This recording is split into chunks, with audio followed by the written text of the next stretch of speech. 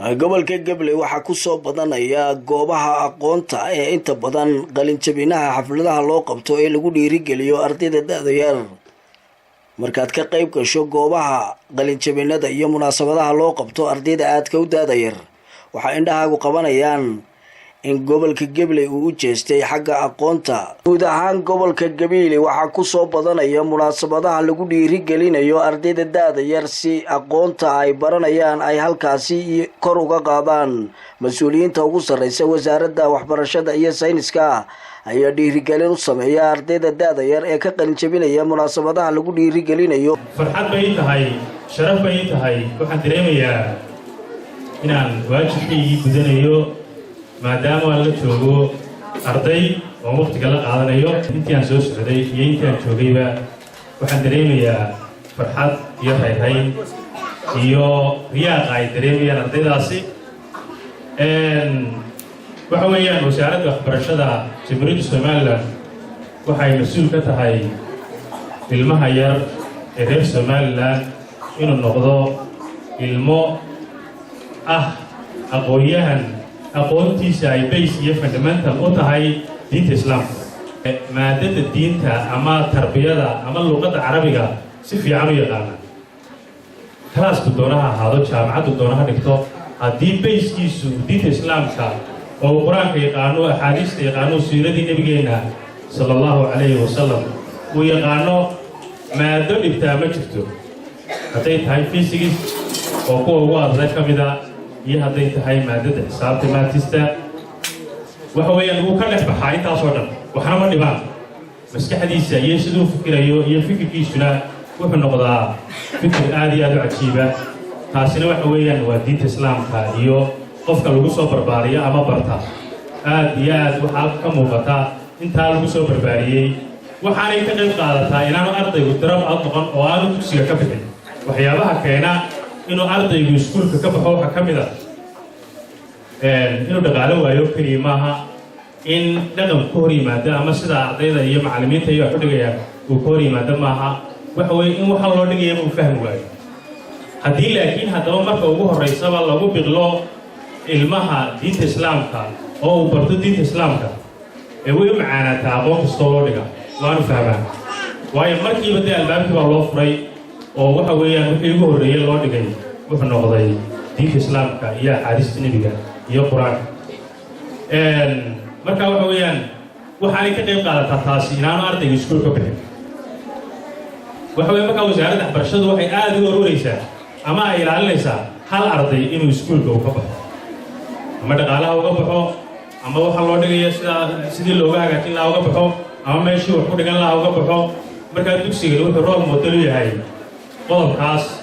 oo arday kasta sababtu waa aflaxaya waxa weeyaan waynaga arkayna waxa lagu bilaabay diinta islaamka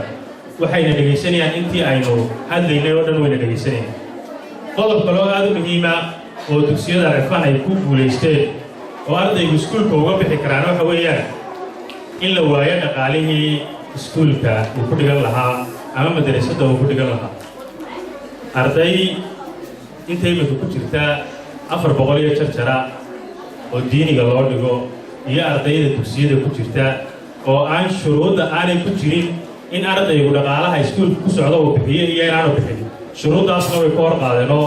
maamulka iyo macallimiinta iyo ciddii ka qayb qaadatayba waxaan leenahay waad mahadsantihiin عليكم ورحمة الله تعالى وبركاته. Firstly, I am grateful to Allah who gives us the peace which goes with eternity. We made to this beautiful graduation ceremony. Secondly, I thank for all participatories like my headmaster, my teachers, my schoolmates, parents and other honorable guests. After greet, as we know it's clear the role that Al-Fan School played Somali examination grade classes. 2 students from Al-Fan School were first position in all Somali regions. We talk from Allah. So this is that all students from Al-Fan are 3 students. That is why they are unique. Thank you for your listening. Assalamu alaikum wa rahmatullahi wa barakatuh. نورا وجهل وظلما ورفع العلم درجاته صلى الله على سيدنا محمد وعلى آله وصحبه وسلم. وبعد أنا طالبة من طلاب مدرسة العرفان، اسمي أم الخير علي أحمد. أولا أحيي سلطات المستوي وإقليمي وحي أربسيو والوالدين والوافدين والحاضرين في هذه الحفلة. أنا مسرور جدا هذه المناسبة العظيمة الذي فيها أنا مسرور جدا هذه المناسبة العظيمة التي هي لتشجيع الطلاب اجتاز باسم سامي من الذين أصبحوا أحد أفضل طلاب الصومال لاند والذين نجحوا في حصول جائزات، وأقول لهم هنيئا لكم وهذا جهدكم الذي بذلتم في السنة الماضية. نحن نتعلم مدرسة العرفان بعلوم مختلفة وعلوم الدينية وعلوم المادية، وفي مدرستنا أساتذة لهم خبرة في تدريس وتربية الأطفال وحسن الخلق، ولن أنسى أساتذتي أبدا وكان عندي شرف عظيمة. وأقول طلاب حققوا طموحاتكم واجتهدوا واحرصوا وفي طلب العلم ستنالون إن شاء الله طموحاتكم. السلام عليكم.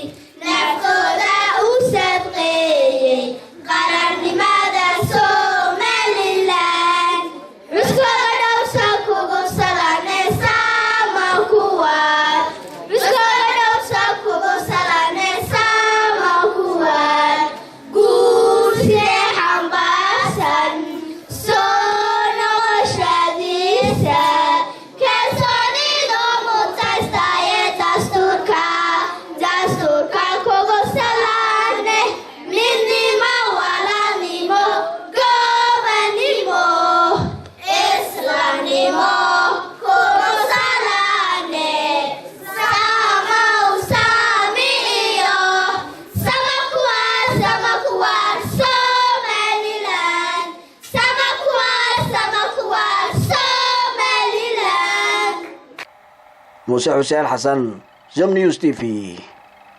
gobolka Gabiley.